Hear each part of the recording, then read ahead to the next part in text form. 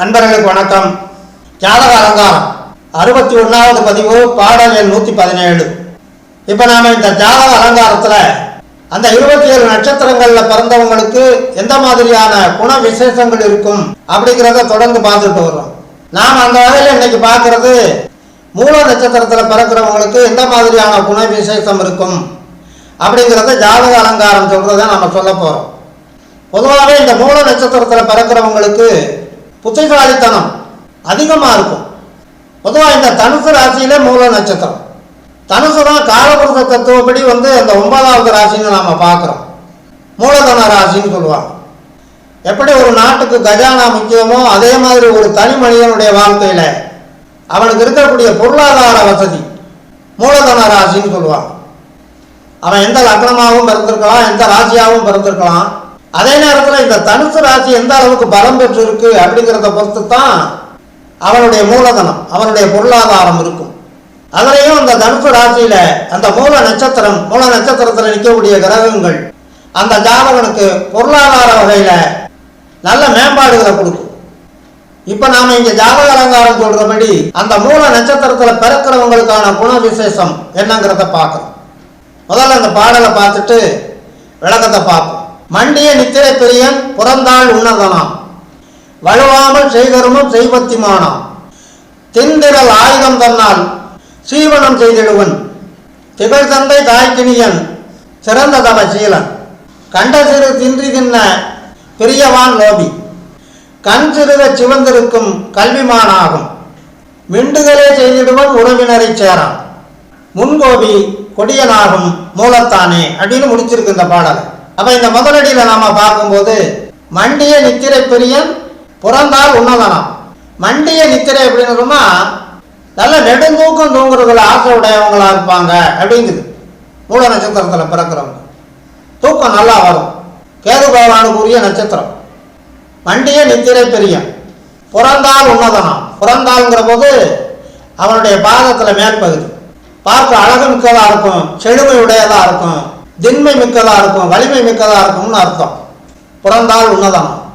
அடுத்து அதிலேயே வலுவாமல் செய்கருமம் செய், தான் எடுத்துக்கொண்ட காரியத்தை எடுத்துக்கொண்ட செயலை செய்து முடிப்பதிலே எந்த விதமான பிழையும் ஏற்படாமல், எந்த விதமான தடையும் ஏற்படாமல், எந்த விதமான சோம்பேறித்தனமும் இல்லாமல் செய்து முடிப்பான் அப்படின்னு அர்த்தம்.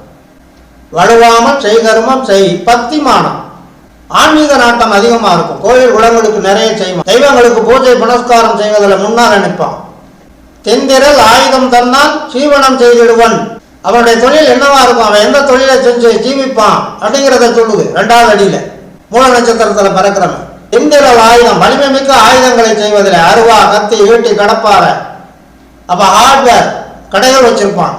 மூல நட்சத்திரத்தில் பிறக்கிறவங்க ஹார்ட்வேர் கடைகள் வச்சா நல்லா ஓடும்னு அர்த்தம். இரும்பு சம்பந்தப்பட்ட தொழில்கள் எல்லாம் அவனுக்கு நல்ல லாபத்தை கொடுக்கும். தெண்டிரல் ஆயுதம் தன்னால் சீவனம் செய்திடுவான். திகழ் தந்தை தாய்க்கு இனியன், தாய் தந்தையரை பேணுவான். அவங்களுக்கு நல்ல போஜனம் கொடுத்து கடைசி வரையிலையும் அவங்களை கண் கலங்காம அவங்களுக்கு சகல விதமான சவரச்சனைகளையும் செய்து காப்பாற்றுவான் அப்படின்னு அர்த்தம். சிறந்த தவசீலன். அப்ப நீதி நேர்மை தவறாமல் வாழக்கூடியவன், தெய்வீக ஆற்றலை ஈர்ப்பதற்காக தியானம் தவத்தில எல்லாம் ஈடுபடக்கூடியவன் அப்படின்னு அர்த்தம். அடுத்து 3வது அடியில சொல்லும் போது கண்ட சிறு தின்றி தின்ன பிரியவான். அப்ப சின்ன சின்ன நொறுக்கு தீனிகள், முறுக்கு, கடல் மிட்டாயி, சின்ன பிள்ளைங்க திங்கக்கூடிய குறுக்குறு தீவனங்களை கூட வாங்கிக்கிட்டு திங்கிறதுல ஆர்வம் உள்ளவனா இருப்பான் அப்படிங்குது. லோபி, லோபின்னா கஞ்சத்தனம், சிக்கனமா செலவு பண்ணக்கூடியவன் அர்த்தம். அப்ப அடுத்தவங்க வாங்கி கொடுத்தா நிறைய திம்பான் அப்படின்னு அர்த்தம். கண்ட சிறு தின்றி தின்ன பிரியவான். லோபி, கண் சிறுக சிவந்திருக்கும். மூல நட்சத்திரத்தில் பிறக்கிறவங்களுக்கு கண்கள் ஒரு இளஞ்சிவப்பா காட்சி அளிக்கும் அப்படிங்குது ஜாதக அலங்காரம். கல்விமானாகும். மூல நட்சத்திரத்தில் பிறக்கிறவங்களுக்கு கல்வி வித்தைகள்லாம் கைகூடி வரும். நல்ல உயர் படிப்பு படிப்பதற்கு அவங்களுக்கு நல்ல ஞாபக சக்தி, இன்டெலிஜென்ஸ், நல்ல அறிவாற்றல், புத்தி கூர்மை அவங்களுக்கு இருக்கும் அப்படிங்குது. மெண்டுகளே செய்திடுவான். மெண்டுகள் அப்படின்னு சொன்னால் சின்ன சின்ன சேட்டைகள் செய்கிறது, சில துஷ்ட காரியங்களில் ஈடுபடுறது, இதெல்லாம் அந்த மெண்டுகள் அப்படிங்கிற வார்த்தையில் வரும். மெண்டுகளே செய்திடுவான் அப்படின்னு சொன்னால் சிலர் விரும்பத்தகாத காரியங்களை கூட அவங்களுக்கு செஞ்சு அவங்களுடைய பகைகளை இழுத்துக்குவான் அப்படின்னு. உறவினரை சேரா. எப்பவும் தனித்திருக்கணும் அப்படிங்கிற எண்ணத்தோடவே வாழக்கூடியவங்களாக தான் இந்த மூல நட்சத்திரத்தில் பிறக்கிறவங்க இருப்பாங்க. உறவுகளோட சேர்ந்து உட்கார மாட்டாங்க. திருமணம் ஆனவங்கள் கூட தன்னுடைய மனைவியோட, மக்களோட, குழந்தைகளோட உட்கார்ந்து ஒரு அளவலா ஆகிறது, சேர்ந்து உட்கார்ந்து உணவுன்றது, சேர்ந்து உட்கார்ந்து டிஸ்கஷன் பண்ணுறது, இதெல்லாம் அவங்களுக்கு வெறுப்பாக இருக்கும் அப்படிங்குது ஜாதக அலங்காரம் சொல்லும். மிண்டுகளே செய்திடுவன் உறவினரை சேரா. முன்கோபி கொடியனாகும். அப்போ திடீர்னு ஒரு கோபம் வர்றது தேவையில்லாத கோபம். அது முன்கோபம்ங்கிறது அது நிலையான கோபம் கிடையாது. அதே நேரத்தில் அது அவசியமான கோபமாகவும் இருக்காதுங்கிறதுக்கு தான் முன்கோபி அப்படிங்கிறது. முன்கோபம் உள்ளவங்க அலசி ஆராயாம நல்லா புரிஞ்சுக்காம கோபப்படுறதுன்னு அர்த்தம். அதனால செய்யக்கூடிய சில தீய வினைகளை கூட அவன் செய்யக்கூடிய வாய்ப்புகள் அவனுக்கு வரும் மூல நட்சத்திரத்தில் பிறக்கிறவனுக்கு அப்படின்னு ஜாதக அலங்காரம் சுட்டி காட்டியிருக்கு.